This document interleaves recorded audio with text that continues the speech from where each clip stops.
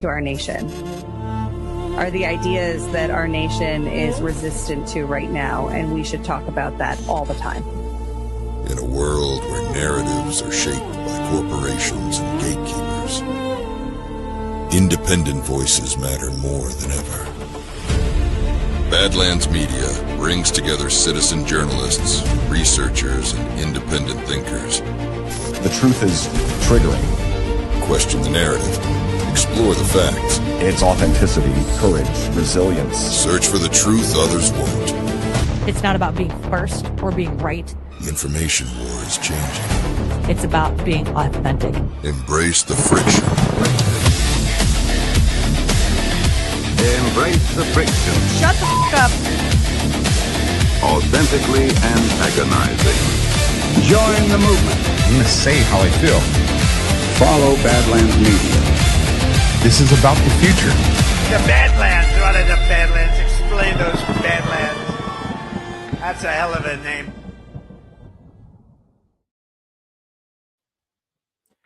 Greetings to this week's fourth episode of Breaking Free of Psyops. And I'm your host, Matthew Ehret, and we're going to go through a few lies. We're going to unpack a few fallacious compositions and hopefully become smarter people for having gone through this exercise as we do every week. So we've been on a trend right now, beginning with our first episode on the influence of Aleister Crowley, the institutions that he created, the movements that he put into motion, both that existed before him, that he participated in, but that he particularly amplified and gave a certain type of sulfuric flavor all his own into that witch's brew that has so influenced pretty much every aspect of our culture, our economic, our military, policy making in the past 100 years, almost 100 years since he died. So that was episode 1. Episode 2 and 3 dealt with matters of the anti-China psyops, some very vicious, virulent, dangerous, gossipy rumors that have no bearing in actual truth when you scratch upon the surface of things like the China Borg dictatorship, social credit surveillance state, Gestapo, that's controlling the world and controlling the West to destroy our freedoms because they hate our freedoms and want to bring us into their Borg colony, beehive, slave state. So we took that apart. In episode 2, episode 3 was on some of the lies that gave rise to the Cold War, and who were the actual string pullers behind the scenes that are still there today, that were the ones behind the growth of fascism itself as a solution to the economic crises that those very same string pullers were also orchestrating, creating these very, very dangerous left versus right dichotomies, using again formulas that go back to ancient times, but given a more modernist vibe in the 20th century. Today, we're going to pick up on that thread of exploration because there's something that is very, very important that has happened or that has come to the surface. It's been happening for a long time, but it came to the surface. It's more in people's forefront of attention over the past week. And of course, I'm referring here to the exposure that a certain organization that had been heralded as a bastion of freedom and liberalism, the Southern Poverty Law Center, has been caught pouring millions of dollars into the coffers of right-wing neo-Nazi organizations. So what does that mean? Is that a standalone problem? Why would that even happen in the first place? What is going on? What is the formula that this thing is participating in? So we're going to use that as an entry point to a much broader inquiry into how are right-wing terror organizations funded, created, how do they grow, how are they recruited transgenerationally even. And also in the same time as we do that, we're always going to simultaneously keep an eye on the left-wing terrorist organizations just to see how this left-right thing is always played by the same intelligence agencies at the top. So we're going to be doing all of that today, and we're going to be stepping back further and further into a bigger picture of history to see how a lot of the things that happened before the first Civil War in the 19th century are a little bit too similar to those very same patterns and recipes, and even actors applying themselves today to try to create a second Civil War 2.0, since that first project failed over 140, 150 years ago. So what we will do, Susie Q20 is asking, does the stream keep pausing for you guys? I hope this is not pausing, as Shannon is saying that it seems fine for her. Good. I hope that that's just an issue with Susie's hardware. So let's look at a couple of sponsors for today, and then we'll jump right back into the meat of today's show. So the first sponsor we've got is River. All right, StackSats with River, the Bitcoin-only platform built by Bitcoiners for Bitcoiners. Why River? Zero-fee recurring buys. Stack Bitcoin effortlessly, hourly, daily, weekly, or monthly. 3.5% Bitcoin interest on cash, FDIC insured, no premiums, withdraw anytime. Expert US-based support, human help, plus private client services for big buys of $100,000 or more. Business accounts, boost your balance sheets with Bitcoin and earn 3.5% paid in Bitcoin. Top tier wallet, send, receive, and manage Bitcoin securely. Unmatched security, full reserve custody, multi-sig cold storage, and proof of reserves. Join the Bitcoin revolution at badlandsmedia.tv/river and earn real returns. That is badlandsmedia.tv/river. All right. And then we have a word from Trezor. Trezor. Your crypto, I'm seeing a theme, crypto is the theme here. Your crypto deserves the ultimate protection, and Trezor delivers just that. Trezor offers a secure and user-friendly solution for managing your digital assets. It delivers on its promise of robust security, providing a crucial layer of protection against online threats and unauthorized access. Since 2014, over 2 million users have trusted Trezor, the world's first hardware wallet, to secure their Bitcoin, Ethereum, and over 9,000 other coins and tokens. With state-of-the-art encryption and offline storage, Trezor keeps your assets safe from hackers, malware, and exchange breaches. Its open-source design ensures transparency, while Trezor Suite makes managing a portfolio a breeze. Buy, sell, swap, and track with ease. Designed with simplicity in mind, Trezor ensures that even those new to cryptocurrency can navigate its features with ease. With Trezor, you can confidently manage your cryptocurrencies, knowing that your digital wealth is protected by industry-leading security protocols. Visit badlandsmedia.tv/Trezor to get your Trezor and safeguard your crypto with confidence. That's badlandsmedia.tv/Trezor. Okay, so what I want to do, as always with these programs, I put together a few slides to carry and hopefully drive the roots of the ideas a little bit more deeper into everyone's understanding, that fertile soil where I'm hoping that some of these seeds can sprout and not just sort of be opinions that we come across, we're influenced by while they're happening in a podcast, but rather real knowledge that it takes on a different character beyond simple opinion and takes on the form more grounded in knowledge, genuine knowledge. Now, of course, a podcast itself can never quite do the job, so this is going to complement other reading, and I'm going to be including here a few references to things, including my books that go into a lot more detail, footnoted detail, if you really want to sink your teeth into really understand and wield and grasp a lot of this content. The Clash of the Two Americas books, especially Volume 2 and Volume 4, go through a lot of this, as well as the Breaking Free of Anti-China Psyops. There's a lot of mind work there that I'll encourage people to check out. And Cynthia, my wife's Empire in Which the Black Sun Never Set, Volume 1, also will tackle this in other directions too. But before anything, the thing that caught my eye originally about a year and a half ago, a film studio by the name of A24 put out a film. This is still under Biden, called Civil War, simply put. Now, A24 is a relatively new film production studio that has produced or generated a very, very, I would say, dangerous, sophisticated line of propaganda, of predictive programming that takes into consideration a deep understanding of occult ritual, of human psychology, of the methods of controlling the collective dream in a way that is more transparent and wielded with more competence than I've seen hitherto. I think it's, again, a very dangerous film, or a dangerous studio. But again, if you really want to understand how the game is being played, it's good to go to the recipe book. And a lot of these films are the way they're basically showing you what the recipe is. So if you want to see how the collective dream is being influenced by these modern day shamans, that's the thing to do. So this particular Civil War film was indicative of several intentions that came together in a way that I was jarring to watch. And I'll play the trailer just as a quick refresher, and then we'll look at some of the developments today, especially with the revelations around what the Southern Poverty Law Center has been caught doing. 19 states have seceded. The United States Army ramps up activity. The White House issued warnings to the Western forces as well as the Florida Alliance. The three-term president assures the uprising will be dealt with swiftly. Let me know if you want to try anything on.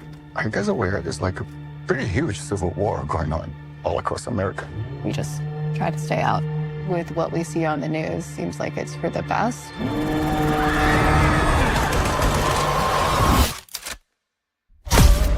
Citizens of America, the so-called Western forces of Texas and California have suffered a very great defeat at the hands of the United States military. Mr. President, do you regret the use of airstrikes against American citizens? We're moving to D.C. today. We need to go down there.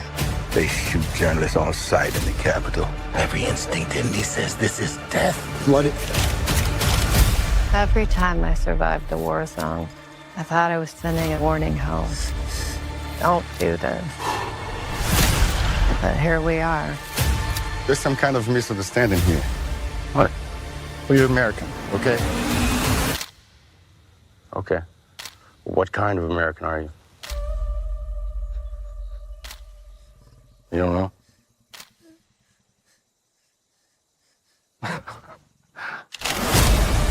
Western forces will reach the White House on July 4th. Oh my God. Get in the car! Get in the car! Move, move, move! You're gonna hang back. I'm not hanging back. One nation under God, indivisible, with liberty and justice for all. Go, go, go, go, go!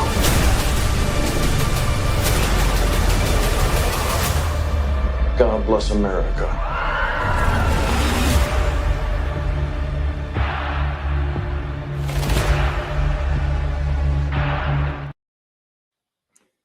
Okay, so beyond the unlikely situation of California and Texas ever working together to do that, I think there was a lot of understanding about some of the psychodynamics that are at play right now, shaping the subtleties of American society in general.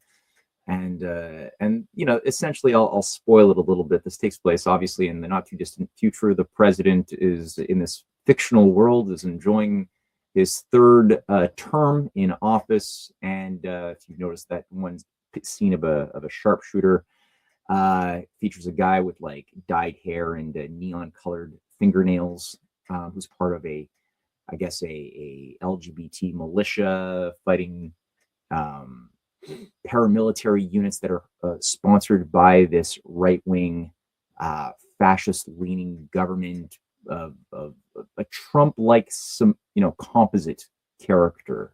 Could be a bit of a J.D. Vance, Trump, but maybe a myriad of other personalities that they sort of composited, and who basically summarily gets executed in the Oval Office at the very end. I'll just say it.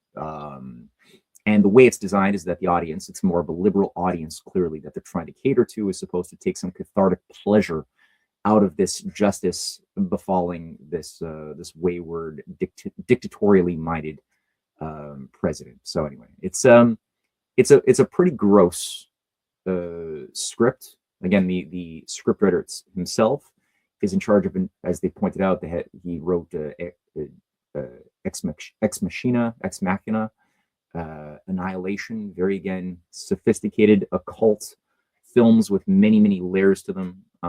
So just always useful to hold in mind. Now, is this actually a real possibility. I'd say, yeah, it's a possibility that this kind of orientation does happen under the condition of general economic anarchy and breakdown. I don't think in any case, in any civil war I've ever seen, has there ever been there's never been a case where you've had a healthy economy that is stable, that is prospering, that is becoming more abundance oriented, more hopeful.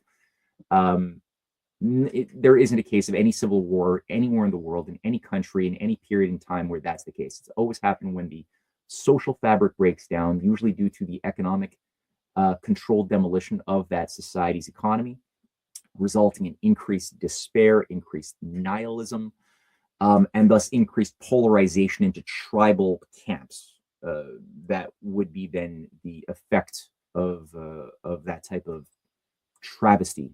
The destruction of children's living standards and how that impacts parents, the fear that a parent feels that results in them not being able to think clearly and being more reactive when it comes to survivalist modes of thinking, right? And then whoever captures that person's attention to be on one or another camp that could provide or promise to provide some sense of food in the moment, rather than think about how they're all being played, how all sides are being played in the longer game, is an increased danger. So that's something we could see also as a possibility, is the social fabric breaking down due to economic disintegration. There's a variety of things there. So now let's pull together a few slides, which I'd like to share.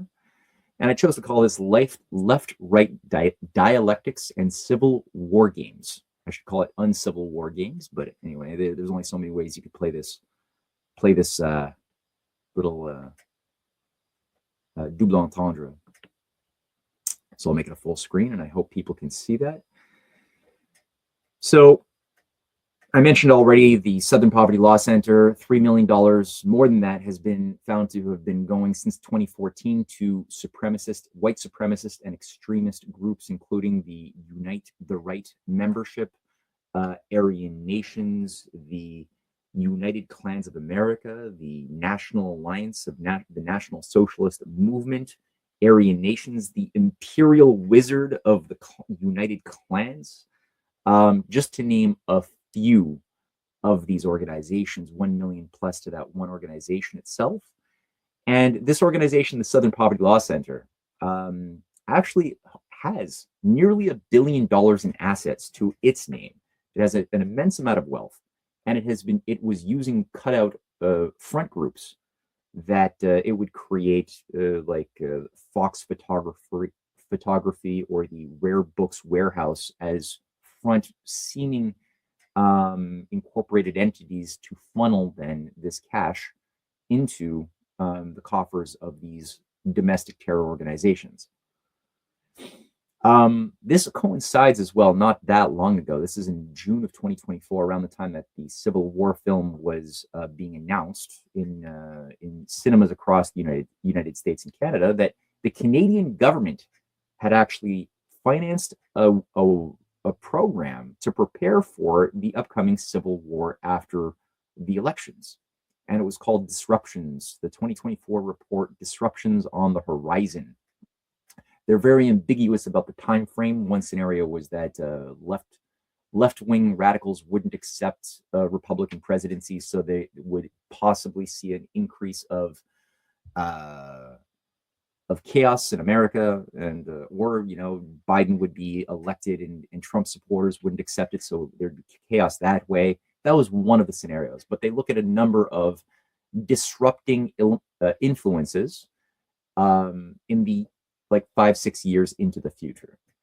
One of them, within their political, geopolitical disruptions categories, they featured billionaires around the world. Extremely wealthy people shape public policy through their platforms, firms, foundations, and investments, imposing their individual values and beliefs, bypassing democratic governance principles.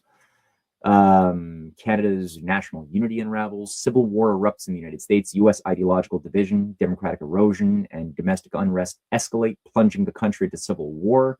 They also include cyber attacks, disable critical infrastructure, describing China or Iran or Russia or some combination, or Venezuela, launching cyber attacks that would destroy critical infrastructure. Of course, we know that there was an Obama-funded movie called Leave the World Behind, played on Netflix. I think it's still available, featuring just that very scenario.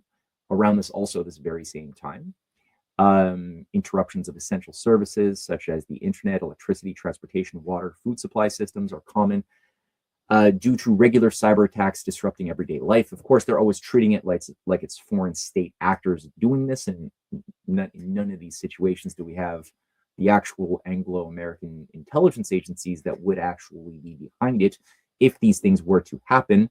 But this is again a Canadian taxpayer-funded study that went public.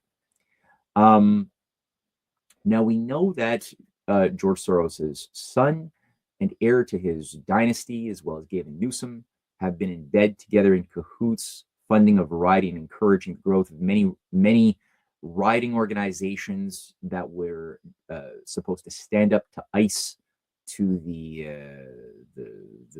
Trump Gestapo ICE operations that are breaking people's homes. And what was discovered is that recruitment to these different organizations were happening on Craigslist, where we had found, and this went viral, that $6,000 to $12,000 per week was being offered to, quote, tough badasses in Los Angeles,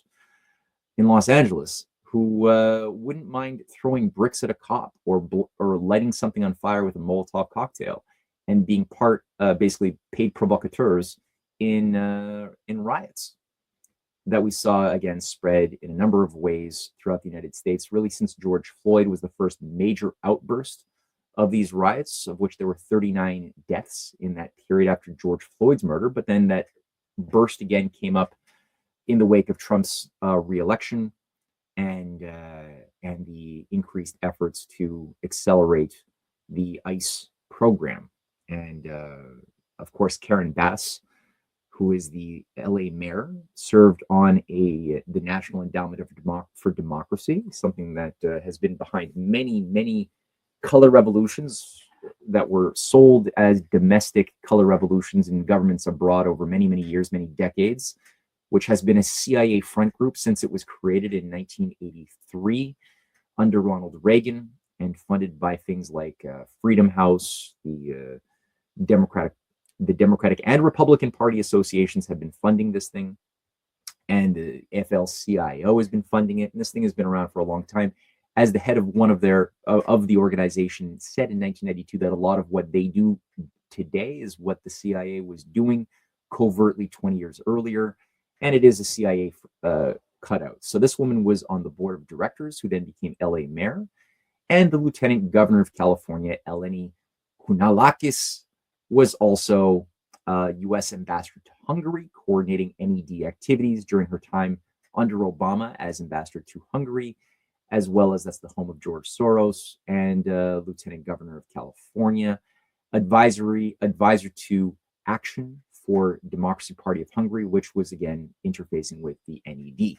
So they're very good. They've got a lot of experience organizing protests, whether it's in Ukraine, in Georgia, in Kazakhstan, in Iran, that appear on the surface to be indigenous, nationally emergent riots and calls for overthrows of governments, but are in fact always coordinated by these foreign actors above national governments.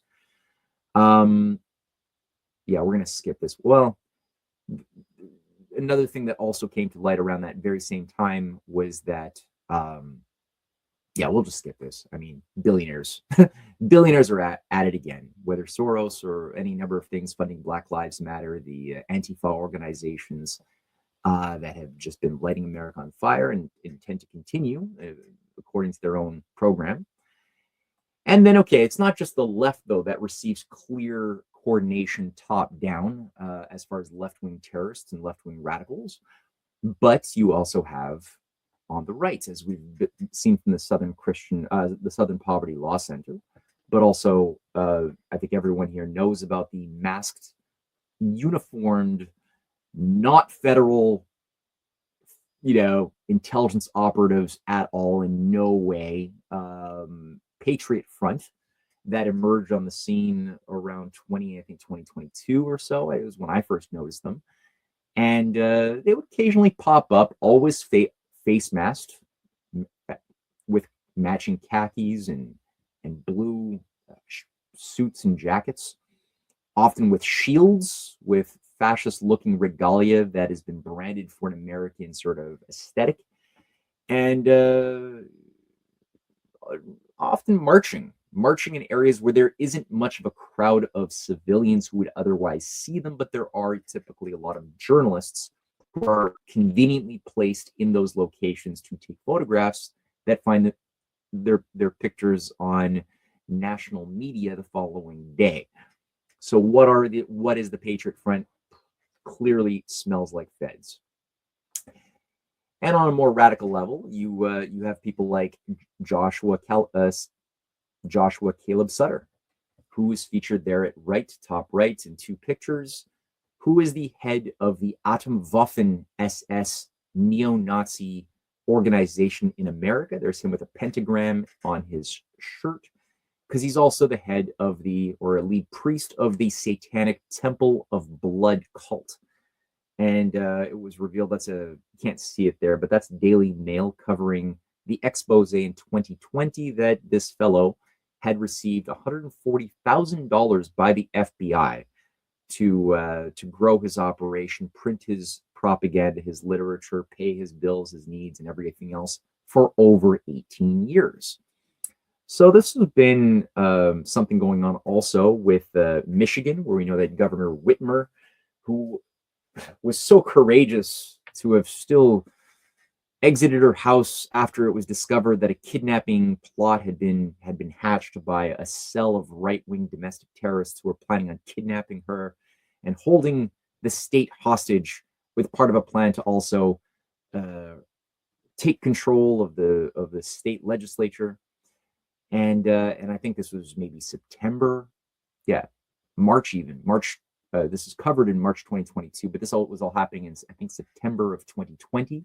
This coverage here on The Guardian is from March 2022, where it was revealed that the members of the cell, the 14 convicted people who were part of the domestic terror cell that was planning on kidnapping Governor Whitmer, the Democratic Party governor, were actually mostly all, as they say here, hardened terrorists or FBI dupes. And something like 10 out of the 14 were FBI informants.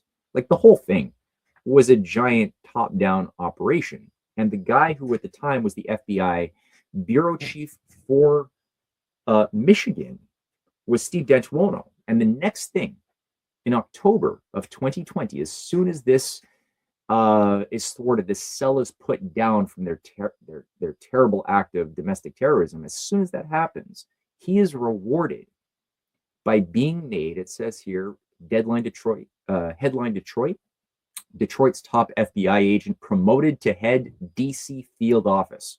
So immediately, Steve D'Antuono is given a promotion to be the head of the Washington, DC FBI field office, where he immediately went to work overseeing the October 6th attempt to try to create a new civil war situation, a right-wing takeover of the Congress in an effort to install Donald Trump into the presidency, even though Biden was democratically elected. And so anyway, we know many people went to jail, had their lives ruined. They spent many years in jail, and that's how it was marketed to the populations of the world and even to Americans, is that this was something as bad as the Civil War. Even in the Civil War in the 1860s, under no case was the Capitol itself breached, was the Congress taken over by the Confederates. But now this is a new thing, and Steve D'Antuono, God bless him, oversaw that. And it's not just America, okay, where this has been something we found. This is the case where the only white supremacist organization in Canada, called the Heritage Front, set up in the early 90s, was discovered. This is by the Fifth Estate. It's it used to be a Canadian investigative reporting show that was relatively competent. Doesn't exist anymore for obvious reasons on the CBC. Proved that this fellow who ran the Heritage Front, was the chief financial officer of the Heritage Front, I think he even founded it, turned out to be a CSIS agent. He was an agent of CSIS. CSIS is the Canadian version of the CIA, with more of a domestic orientation. So I guess you could say it has more in common with the FBI. And the Canadian Security Intelligence Services. And it is part of the Five Eyes apparatus, along with the CSE, the Canadian Security Establishment. So this is what was in charge of organizing Canada's only white supremacist organization in Canada, the Heritage Front. And it's not just right-wing or even left-wing domestic terrorists that have been found to be controlled by the FBI and intelligence agencies, but as The Nation magazine on June 14th, 2012 demonstrated in this one fantastic article. It says here, deploying informants, the FBI stings Muslims. Behind nearly every foiled terror plot lurks a government informant sent to entrap hapless young Muslim men. And when you go through this article, it's a great article to go through, and it covers a particular academic study carried out by a legal team at Fordham University's Center on National Security at the law school, which basically they summarize it, saying that nearly every major post 9/11 terrorism-related prosecution has involved a sting operation, at the center of which is a government informant. In these cases, the informants, who work for money or are seeking leniency on criminal charges of their own, have crossed the line from merely observing potential criminal behavior to encouraging and assisting people to participate in plots that are largely scripted by the FBI itself. Under the FBI's guiding hand, the informants provide the weapons, suggest the targets, and even initiate the inflammatory political rhetoric that later elevates the charges to the level of terrorism. And they went through something at the time like 138 cases of terrorist plots that were stopped by the FBI, and found that in almost every single case, this was a fact. There was not to be found hardly any single naturally, organically emergent case of terrorism since 9/11, and they didn't touch the hot potato of 9/11 itself, but people, I think, all watching this have seen Brad Zerbo's Codex 9/11 or any number of other competently done 9/11 documentaries. I think, and you should know by now, if you don't, that 2 planes can't cause 3 buildings to collapse in what looks to be exactly like a controlled demolition. And scientific forensics by architects and engineers for 9/11. Brad Zerbo did a great assessment of a myriad of experts who've pulled together scientific analysis, engineering analysis, and forensics, going through the impossibility of that, and the actual actors who were behind that operation that instigated what became a massive surveillance dragnet, a Patriot Act state of constant emergency, which we are still under, and which abrogates and erases basic habeas corpus and civil liberties that should be enjoyed by every single citizen in all case in an uncompromising manner, according to the Constitution of the United States itself. But that has been abrogated in favor of living under a constant state of emergency and ruled by emergency decree, which is the case. So, as well as just bombing countries that we didn't like abroad back to the Stone Age so that we could control their oil, as we do for Iraq to this very day, that has to beg the United States to have oil revenues released from the New York Federal Reserve, which has been controlling Iraq's oil since the day we started bombing and took control under shock and awe. That is still the case. And we have withheld oil revenues whenever Iraq has a government that we don't like, that tries to, for example, go against the U.S. military program or push back against U.S. military controls over their economy, or, for example, try to make their own foreign policy by working with the China Belt and Road Initiative, or allowing China to build infrastructure in Iraq, which al-Mahdi, the former prime minister, said he wanted to do for a construction for oil deal in 2019, and was punished by having oil revenues cut off by the United States, oil revenues from their own country, mind you, until he behaved more appropriately. And this is even happening right now as we speak, where it was announced just 2 weeks ago that Iraq's oil revenue would be cut off by the U.S. New York Federal Reserve until the politicians in Iraq that were favorable to Iran's government were ousted from power. And at that point, when they pleased the handlers of the oil, then they would have their revenues released once more and they could start paying for civil servants and whatever else they need for social safety nets and what have you.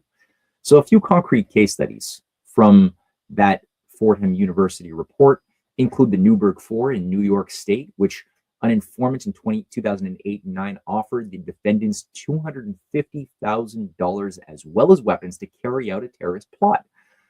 The Christmas tree bomber of 2009, the FBI had actually produced its own terrorist training video, which was shown to the defendant, depicting men with covered faces shooting guns and setting off bombs using a cell phone as a detonator.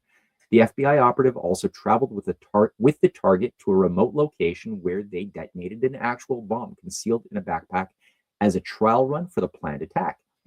In Brooklyn, New York, in 2012, an FBI agent posing as an Al-Qaeda operative supplied a target with fake explosives for a 1,000-pound bomb, which the FBI's victim then attempted to detonate outside the Federal Reserve Building in Manhattan.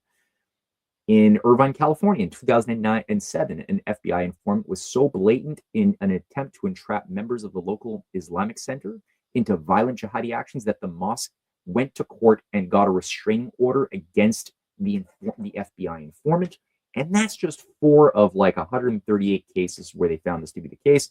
And even before 9/11, we had here the New York Times covering, there was an article in 1993 saying bomb informers' tapes give rare glimpse of FBI dealings.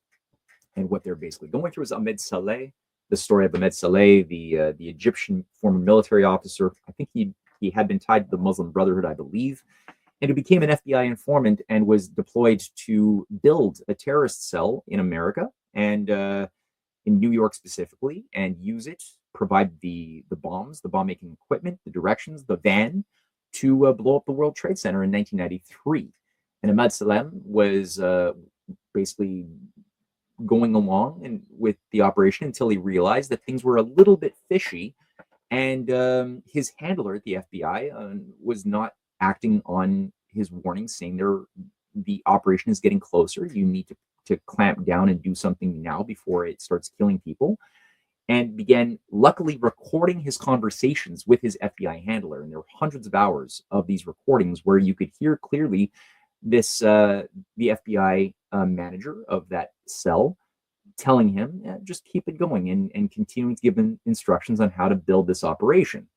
And at the time, the New York Times, I guess, had slightly more lax editorial controls and allowed the publishing of many of the transcripts, and showed that this actually was behind the thing that had actually resulted in the first of the 2 World Trade Center attacks. Now, this one, just before the Timothy McVeigh bombings in Oklahoma, which itself have also the smell of the FBI and intelligence all over them, and documentaries and books have been written on it. But this actually gave rise to Joe Biden himself, at the time senator, who had used this in order to create and draft his omnibus anti-domestic terror bill of 1994, which was defeated in Senate. However, he bragged after 9/11 that the Patriot Act was his bill. And John Ashcroft, who passed the Patriot Act, even said he got the entire wording, the logic, legal arguments and everything from the Joe Biden omnibus crime bill that created the Patriot Act itself, which again solidified control of the Five Eyes, that generated this massive behemoth of a panopticon that Palantir was also created out of, and given increasing controls to provide for a surveillance and control grid of the physical bodies, and what they wanted to have as well as the control of the minds of the people, both foreign and domestic, in America. Now, what these things are is essentially the carryover, the continuation of something many Americans had thought disappeared in 1975, when it was revealed by the Church Committee hearings, was COINTELPRO. Now, the counterintelligence program, COINTELPRO, was set up by J. Edgar Hoover, who headed the FBI over 6 presidencies. So this guy was running America's secret police for the 6 presidencies. I think since even before Coolidge. He was already a high-level official at the FBI, all the way to Nixon. And probably one of the most powerful figures in some ways, in other ways not so much. He was, when you start realizing that he was a personal psychological mess, a cross-dresser, somebody who had a boyfriend his whole life that he was, on the one hand, very ashamed of, but he enjoyed going to these different mafia, CIA-managed, orgiastic parties. And so there was a lot on him too. The Epstein thing is not a new operation. It had been going on for a long time as a blackmail operation that somebody can be rewarded for being a degenerate as long as they use their influence and power to the benefit of those who are giving him their candy. So he was one of these types of creatures, probably more pathetic than scary. But if you got on his wrong side, he would destroy you and took great pleasure as a sadist doing so. As Martin Luther King Jr. even found, he was threatening to have MLK eliminated through a variety of means, including forging material that would make it appear as though Martin Luther King were basically whoring himself and abusing and raping all of the young girls in his churches, and it turned out that this is fake material, fake recordings produced by Hoover himself and the FBI. And Coretta Scott King even said she heard these recordings and they're clearly staged. But they were still done and reproduced with fake transcripts that were attempted to persuade him to commit suicide, even in order to avoid these things from going public. And instead, Martin Luther King went on the counterattack. But all that to say, I'll just read here from a small article that I had written, overviewing what is COINTELPRO in 2 slides. It is important to keep in mind that I was talking as well about the RCMP. They were also caught in 2016 sponsoring Islamic terrorist organizations that turned out that 12 of the 14 members were RCMP agents that had recruited 2 young, stupid white people to become Islamicist terrorists. And then the bomb plot on Canada Day 2016 in Vancouver was thwarted by our intelligence agents at the RCMP. And a Superior Court judge had to throw out the case when it was revealed that every member of the cell, except for these 2 idiots, was an RCMP informant and operative receiving their instructions the entire time. So the RCMP, the Canadian CSIS, are also behind this thing. And so these are not specifically Canadian, but were innovated by the counterintelligence program, which was launched in 1956 in order to subvert, quote, dangerous civil rights groups, then emerging under the leadership of Paul Robeson, who we heard a little bit from in my last lecture last week, and Martin Luther King Jr.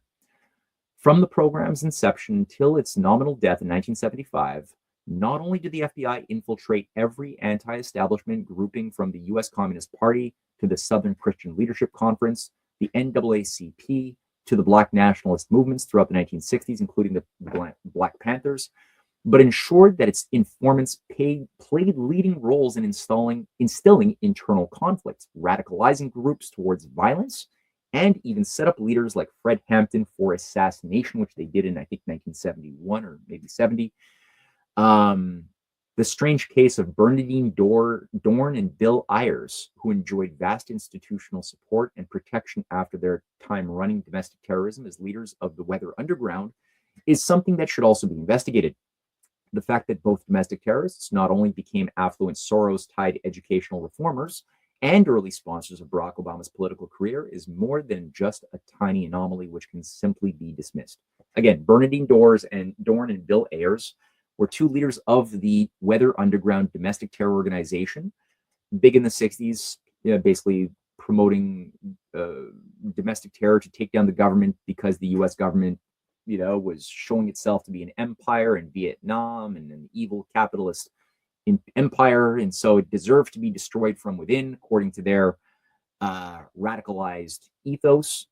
And when you actually get down to it, the Weather Underground was just another branch of something I think everybody here now knows quite well, Operation Gladio, the NATO secret army apparatus that ran these different Nazi and Italian fascist-run terror cells like the Red Brigades, Maoist-Leninist in name, but actually run by the same hard fascists that were trying to destroy liberty everywhere and take over and create a new world order in the 1940s. Those same leaders of that were managing the Gladio operations on behalf of MI6 and Alan Dulles after World War II was finished. And again, the way that they did it is they created and recruited Maoist-Leninist cells, mostly staffed by the CIA agents, FBI agents, and others, in order to direct attention towards violence and push things towards ever more radicalization, race riots,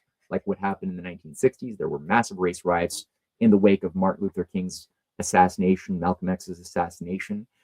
And these guys went on to become leading educational reformers. Like I said, Bill Ayers was likely the ghostwriter for Barack Obama's own Dreams of My Father.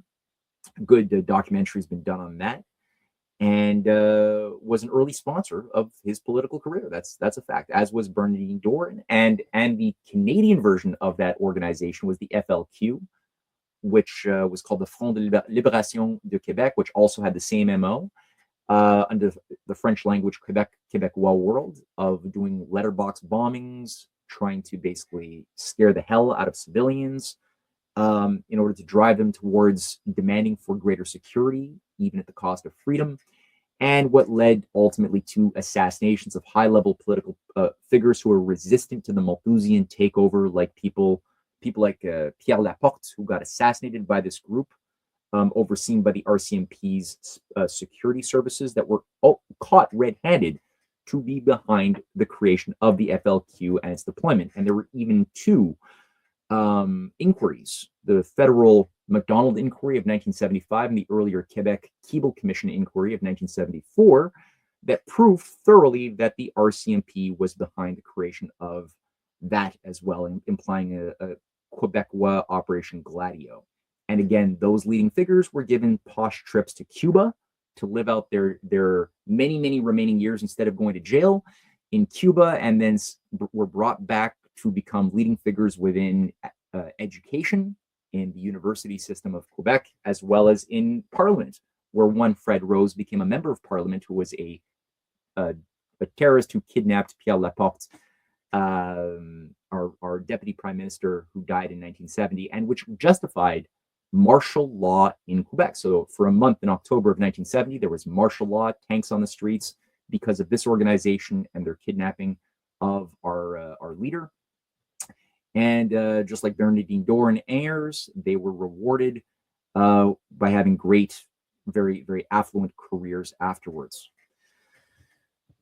COINTELPRO was created with the explicit purpose of infiltrating and subverting civil rights movements, utilizing informants, false narratives, and low-intensity psychological warfare, gang stalking, things like that. Hoover himself said of the operation, quote, "The purpose of this new counterintelligence endeavor is to expose, disrupt, misdirect, discredit, or otherwise neutralize the activities of Black nationalist hate-type organizations and groupings, their leadership, their spokesmen, membership, and supporters," end quote. That was a direct quote by Hoover. Fearing the rise of moral leadership and as a destruction of the, quote, rules of the game which the FBI wished to control from above, Hoover said that they must, quote, prevent the rise of a messiah who could unify and electrify the militant Black nationalist movement, end quote. Somebody like a Martin Luther King was to be deathly feared. And so what you found is that the KKK also was given a boost under Harry Truman. It had been given a previous boost under Teddy Roosevelt and Woodrow Wilson, when the KKK, after having gone fallow, it had been suppressed under Ulysses S. Grant in the 1870s, that it reorganized itself and was given now top-down national intelligence protections under, again, Theodore Roosevelt and especially Wilson, who then helped and oversaw its reorganization in America.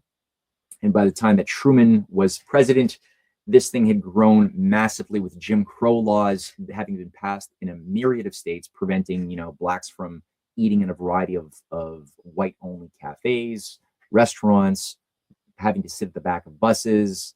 There's a variety of things. The right to vote as well was highly questioned and prevented. Lynchings were prevalent, hundreds and hundreds of lynchings by the KKK organization, including here the lynching of Thomas Sharp and Abram Smith in the 1930s.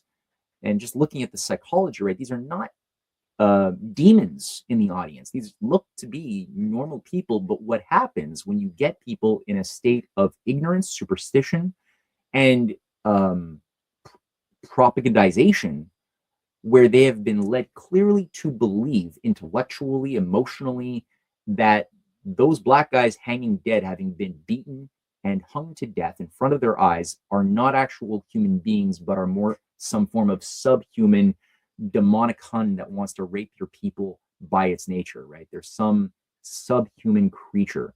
So they're looking upon these poor dead bodies as if justice has been done. And look at this, the lack of shame in people's faces.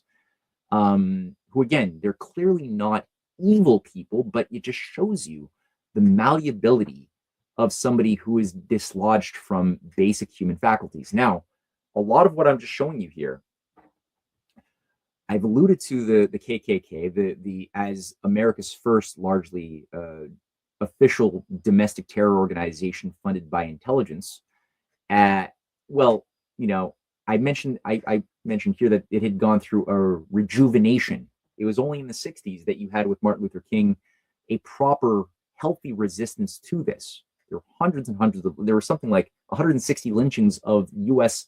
black veterans who had come back from World War II thinking that their sacrifices and their risks were going to result in some normalcy, some sense of justice when they returned home, but were instead lynched and murdered immediately. Just to show you the level of the problem. And again, the Jim Crow laws had to be dealt with. If it were done too violently, though, as a countermeasure, which many black enemies of Martin Luther King wanted to get violence, with the idea that, well, eye for an eye, if we're the ones getting beaten up and lynched, then we have every right to hurt and be violent with those oppressing us. Martin Luther King fought against that heavily. The Stokely Carmichaels out there, who he had to try to defuse those FBI-run bombs. And it was modeled on the first Civil War, where the lines of divide between the Confederate and the North were brought to such a point of tension that only war was a possibility at a certain point. And the Russian ambassador, again, to stay above this left-right game is so important, because these intelligence operations always use certain core formulas of left versus right dichotomizations, and the certain playing with a certain formula that begets a deep understanding of the human condition that I want everybody here watching to have a deep understanding of, to see how we're played as mobs, as tribes. And that has to do with the mind-emotion relationship, where one movement on the right will typically be organized. A conservative type of movement will typically be organized artificially around an overbalance and over-orientation towards logic, rules, tradition, the maintenance of tradition. Our grandpa did something some way, so that should be the way it's always done. Anything that is disruptive to those traditions, even if the traditions themselves are unjust, becomes seen as evil. The left wing has been typically, especially since the French Revolution, organized around an emotional state, an over imposition of the emotions at the expense of the logical side. And that's the side that is of a more revolutionary tendency, that feels injustice, doesn't necessarily have the mind to understand what to do properly to correct that injustice, but that when dislodged will become more inclined to reactive, burn it down, right? If it's done together, as the case of, America is both a nation which is built on certain Christian principles, but it's also fundamentally, which are, you could say, very conservative in one sense, but at the same time, it's very revolutionary. It was based on a rejection of artificial traditions of hereditary rule, of the primacy of a hereditary class of elites over the many. These types of false traditions were identified morally as wrong in defiance of natural law, of God's law, and were called for, had to be undone by a revolution in that case. So you had I think, a much more healthy example of the balance of both the emotions and the mind that didn't fall into the type of problems that the French Revolution did fall into as a trap, which was the Girondin, logical, monarchist types versus the Jacobin emotional mob, the movement of the poor that wanted to cut off the heads of everybody who they perceived to be of the unjust class. So you got these case studies of how the game works and for the empire and against humanity, and how it works in a healthy way in the case of 1776. Russian ambassador to America, Baron de Bruno, stated in 1861 that the English government, he actually wasn't the Russian ambassador to the US, he's the Russian ambassador to another country in correspondence with Edward de Stuekel, who was the Russian ambassador to the USA. And he was commenting that the English government at the bottom of its heart desired the separation of North America into two republics, which will watch each other jealously and counterbalance one the other. Then England, on terms of peace and commerce with both, would have nothing to fear from either, for she would dominate them, restraining them by their rival ambitions. And he was clearly in 1861 laying out the game of, this is right at the cusp of the US Civil War, laying out the actual agenda of England, which wanted indeed to have this civil war and was happily orchestrating it from afar in order to have a plan of then having a new special relationship with two post-Constitution Americas, highly diminished, that would then be more influenceable by the British Empire. And a lot of times people say, oh, if the Confederates had only been allowed to have their own country, they would have just wanted to be left alone. You know, they wouldn't have bothered anybody else. And so that war was a complete unnecessary war by the dictator Lincoln. That is a very popular narrative that has been presented and which is very prevalent amongst conspiracy-minded researchers in our world.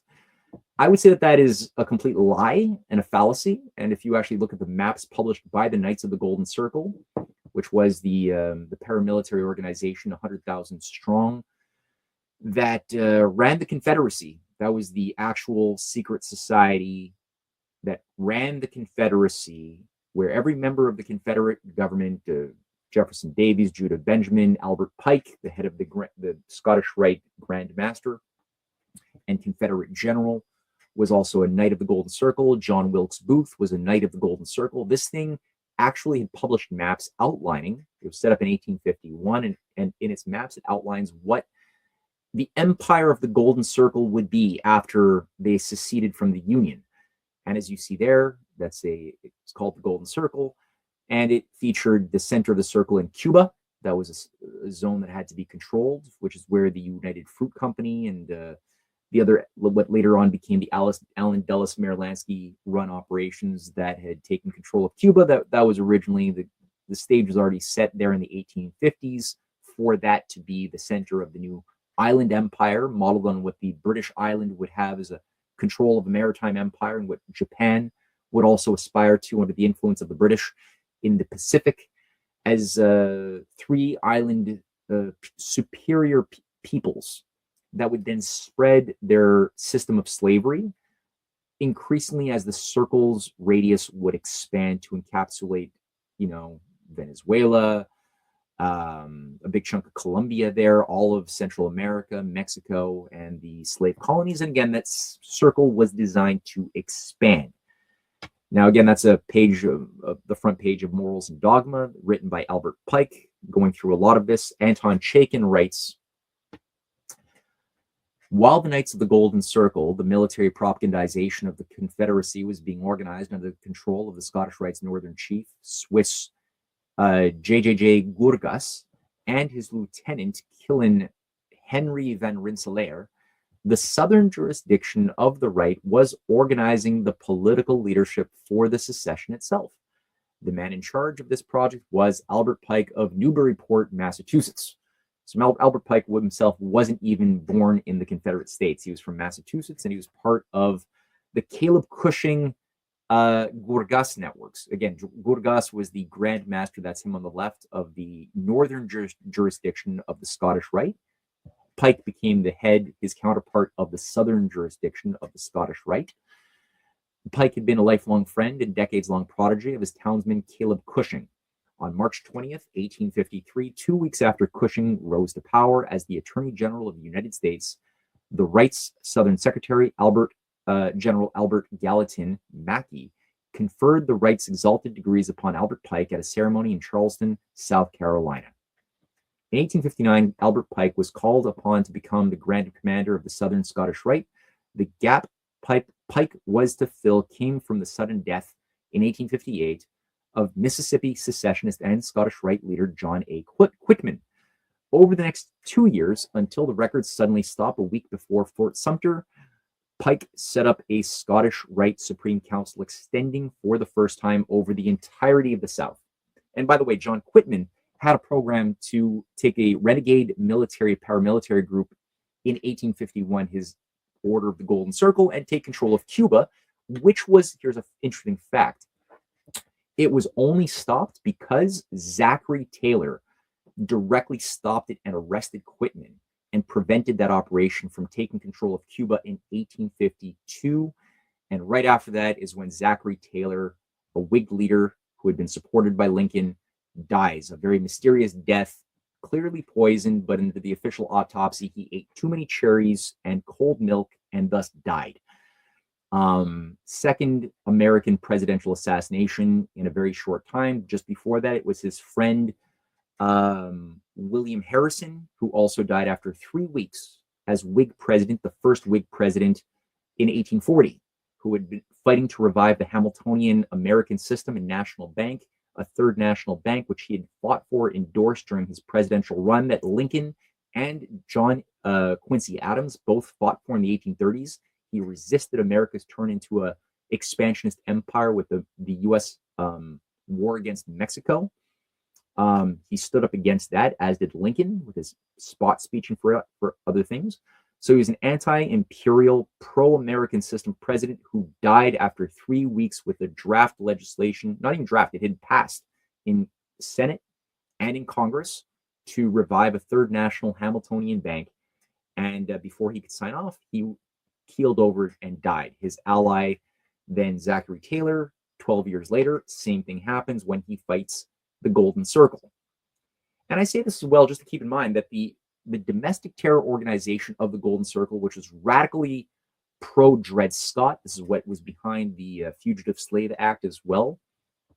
They ran a big chunk of the officials that controlled Andrew Jackson, including Taney, the Supreme Court justice who passed Dred Scott, who was a handler of Andrew Jackson, who killed the Hamiltonian Bank, as well as Martin Van Buren. There's a whole kitchen cabinet, as they call it, that were all run by operatives who were tied to this thing, as was Franklin Pierce, who ran basically an entire Freemasonic presidency in the 1850s. So this thing is a very virulent, evil thing. And, it always played on the idea of creating a radicalizing right versus left operation, and the northern jurisdiction of the Scottish Rite under people like Caleb Cushing and Gurgas would control the left-wing radicals, and the Confederate control under the southern jurisdiction that later on created the FBI under, this time, Albert Pike, whose body is still housed, by the way, at the Washington FBI not headquarters, but there's sort of a monastery where they have a replica of J.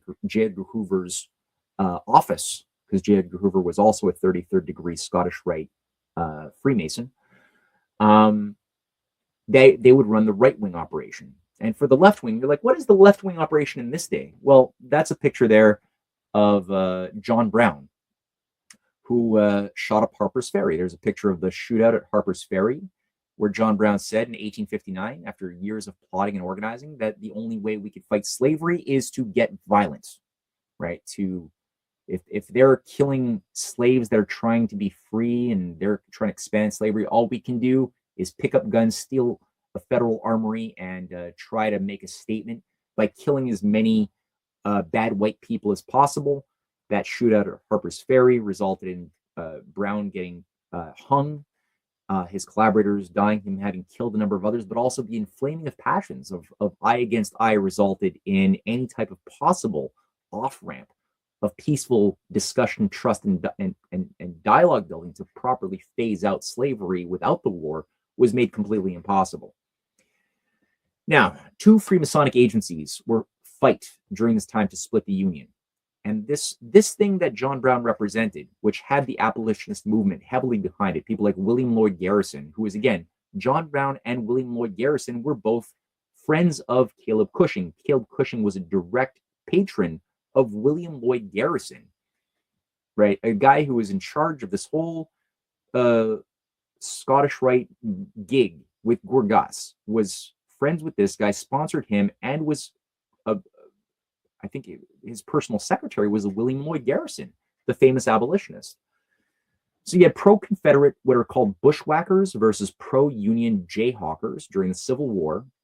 Cross-border raids, committed acts of violence against civilians and soldiers, stole goods, and burned down farms. Both sides were doing it. Young America North and Young America South. So you had Young America North of Ralph Waldo Emerson, who was again sponsored by Caleb Cushing.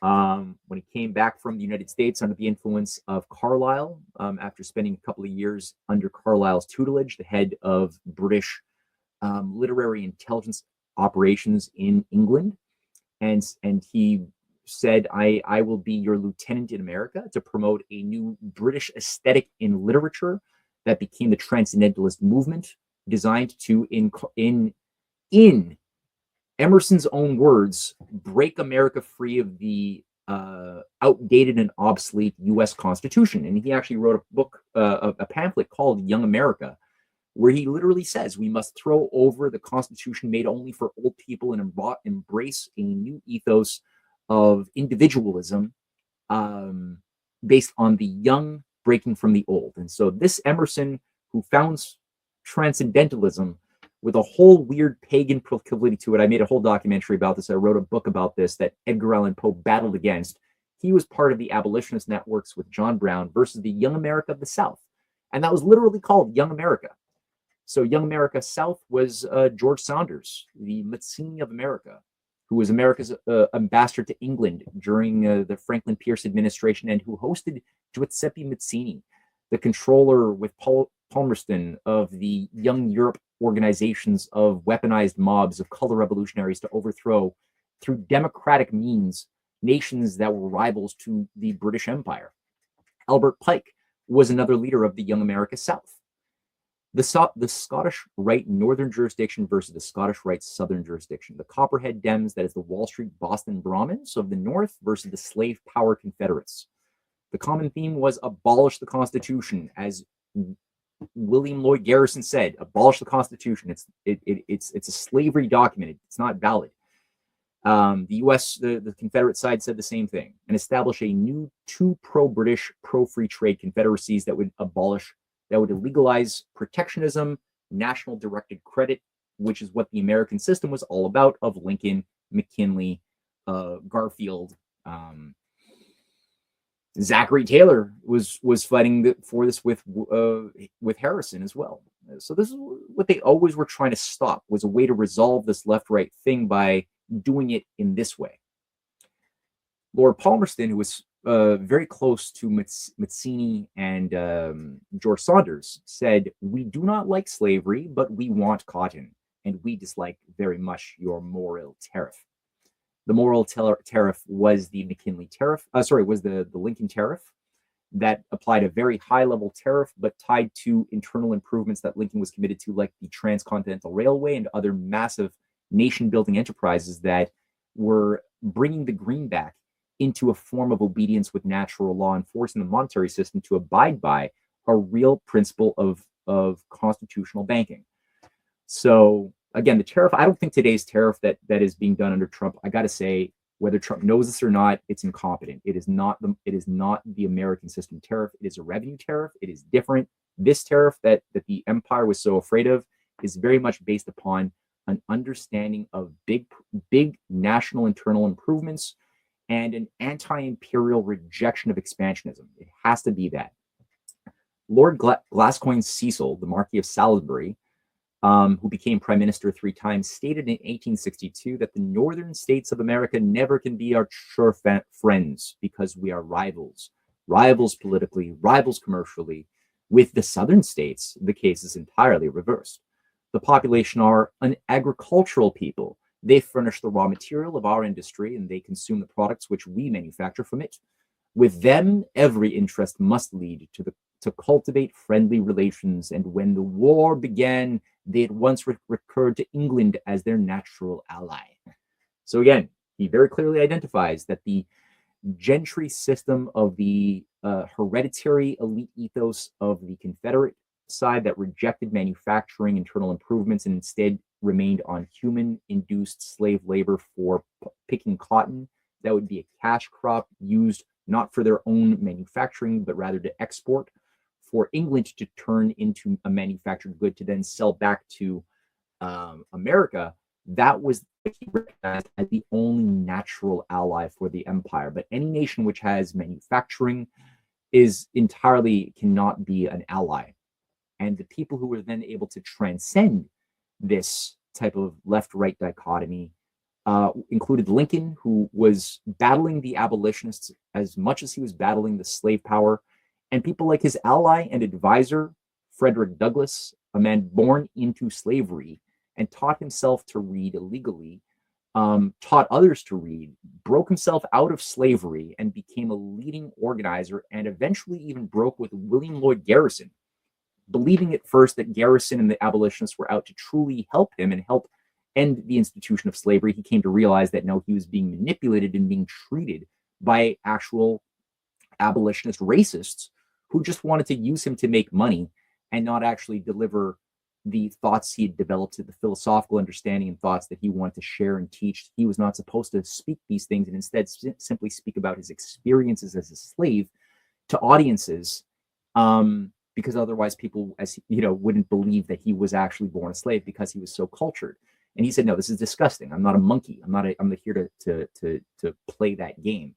And he began to actually read the Constitution, and he came to realize that he had been lied to about the idea that the Constitution was a slavery document. And he says in his autobiography, after a time, a careful reconsideration of the subject convinced me that there was no necessity for dissolving the union between the northern and southern states, that to seek this dissolution was not part of my duty as an abolitionist, that to abstain from voting was to refuse to exercise a legitimate and powerful means for abolishing slavery, and that the Constitution of the United States not only contained no guarantees in favor of slavery, but on the contrary, was in its letter and spirit an anti-slavery instrument, demanding the abolition of slavery as a condition of its own existence as the supreme law of the land.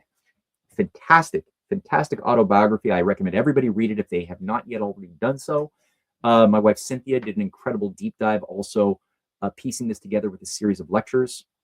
And Lincoln was no fool. He both used his logic, his understanding of evil, his love of good, and also his love of the principles of the revolution in a way that helped him navigate through this false clash and keep things together by some miracle with people who was very much a kindred spirit. The great liberator Tsar Alexander II, who also died a martyr's death, assassinated by a terrorist bomb in 1880, and who had freed the serfs of Russia the same year, just before Lincoln passed his Emancipation Proclamation. And together they collaborated, though they never met in person. They did collaborate on policy, and it was Alexander II who sent the entire or big chunk of the Russian Navy to the coasts of America as a message to the British and the French to say, hey, if you openly go in and support the Confederacy the way you're saying you will, that will be war with Russia, and we will fight with America openly against these European powers. And that kept the British at bay.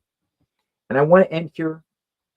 So that this is the way, the quality of spirit. I don't know exactly what form it's going to take today, but I know the quality of what has helped us avoid these left-right traps, why the French Revolution failed, why the American Revolution succeeded, why it had avoided falling into this calamity time and again throughout history, and what is needed today.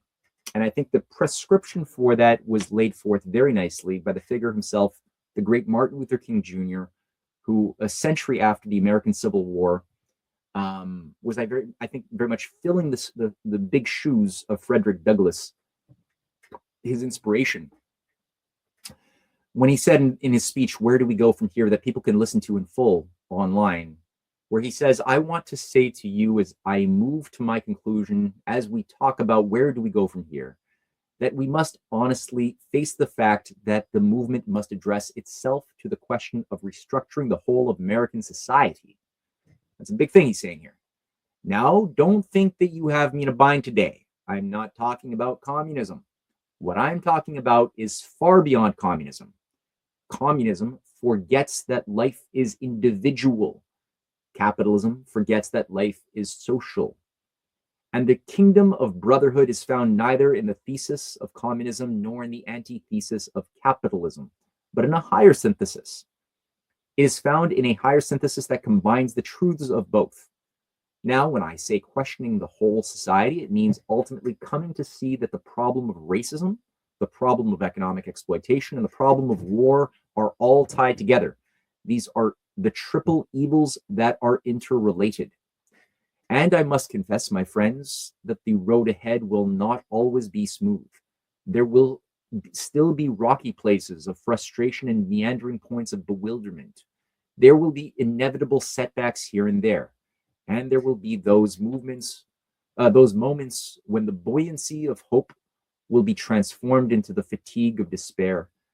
Our dreams will sometimes be shattered and our ethereal hopes blasted. We may, again, with tear-drenched eyes, have to stand before the bier of some courageous civil rights worker whose life will be snuffed out by the dastardly acts of bloodthirsty mobs. But difficult and painful as it is, we must walk on in the days ahead with an audacious faith in the future. When our days become dreary with low hovering clouds of despair, and when our nights become darker than 1,000 midnights, let us remember that there is a creative force in this universe working to pull down the gigantic mountains of evil. A power that is able to make a way out of no way and transform dark yesterdays into bright tomorrows. Let us realize that the arc of the moral universe is long, but it bends towards justice.